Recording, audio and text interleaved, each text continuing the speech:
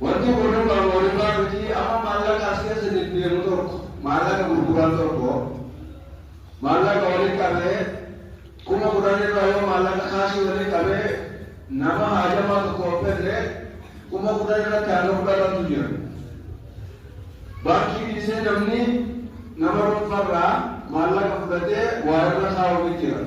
Wanti kun haraami moo halaalii? Riba keessa jira moo jiru? Toora amma sadii takka inni eegan gaafatan.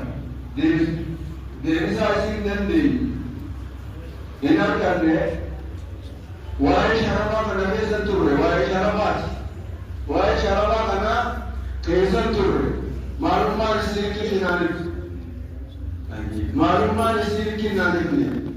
Sheekha kiyyooggaa gaafatus sheekni waa'ee daldalaa hangumana nama seeqanallee seenne jechuudha.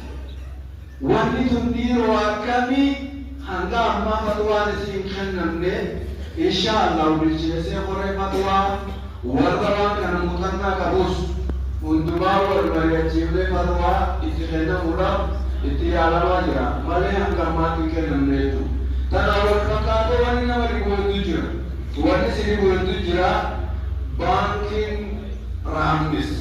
Kanaafis hedduu nu gargaarti inshaallah teenya keessummaa teenya namni keessummaan itti dhufe fayyuu hin danda'u keessummaa isaa hubuu danda'u naa kabaju haa guddisuu jira inshaallah baankii buufa baafannee akkuma baankiilee isaa guddifnee bira dhaabbannee haa guddifnuun ergaatiyyaa